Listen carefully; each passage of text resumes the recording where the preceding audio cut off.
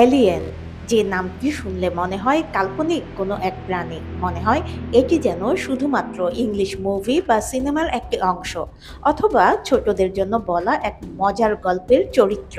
কিন্তু বাস্তবত তা নয়। এলিয়েন আছে, এবং মহাকাশ বিজ্ঞানীদের সাম্প্রতিক কিছু ইঙ্গিত এলিয়েন পাওয়ার দাবি জোরদার করেছে। সিনেমা, নাটক বা গল্পে যে এলিয়েন আমরা দেখি সেটি কাল্পনিক। তারা দেখতে আসলে কেমন সেটি জানা যাবে এলিয়েনদের সঙ্গে বিজ্ঞানীদের দেখা হওয়ার পর। পৃথিবীর বাইরে ভিন্ন কোনো গ্রহে যে প্রাণী বা জীব বসবাস করে তাদেরকেই এলিয়েন বা ভিনগ্রহী বলা হয়। মহাকাশ বিজ্ঞানী টার্নবুল মনে করেন এদের জন্ম ৩ বিলিয়ন বছর আগে। এক্স প্ল্যানেট বা সৌরজগতের বাইরের অন্য গ্রহগুলোতে এলিয়েন জীবন ধারণ করে। এলিয়েন দর্শনের খবর সবচেয়ে বেশি পাওয়া গিয়েছিল ১৯৫০ সাল থেকে ১৯৭০ সালের মাঝামাঝি পর্যন্ত, আর তখন থেকেই মহাকাশ বিজ্ঞানীদের গবেষণায় বিষয় হয়ে ওঠে এই এলিয়েন।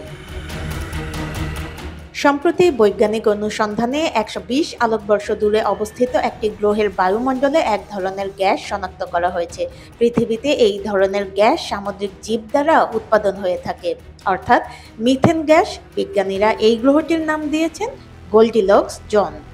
এই গ্রহটি নিয়ে গবেষণার নেতৃত্বে থাকা ক্যামব্রিজ বিশ্ববিদ্যালয়ের জ্যোতির্বিদ্যা ইনস্টিটিউটের অধ্যাপক নিক্স মধুসূদন আন্তর্জাতিক গণমাধ্যমকে জানিয়েছেন, আসছে ১ বছরের মধ্যেই জানা যাবে যে এই গ্রহ থেকে পাওয়া আলামত ও ইঙ্গিত জীবন থাকার বিষয়টি নিশ্চিত করে কিনা। আর যদি তাই হয় তবে খুব শীঘ্রই এলিয়েনদের আসল রূপ দেখা যাবে।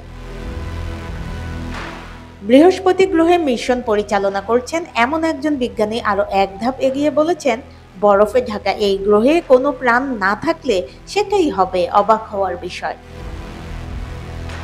বিজ্ঞানীরা এটাও বলেছেন যে ৫ বছরের মধ্যে মহাবিশ্বের জীবন সম্পর্কে পৃথিবীর বিজ্ঞানীদের বোঝাপড়ার একটি বড় পরিবর্তন হবে। সেই সময় পর্যন্ত পৃথিবীবাসীকে অপেক্ষায় থাকতে হবে এলিয়েন দেখার জন্য। ফারহানা নীলা, সারাবাংলা.net।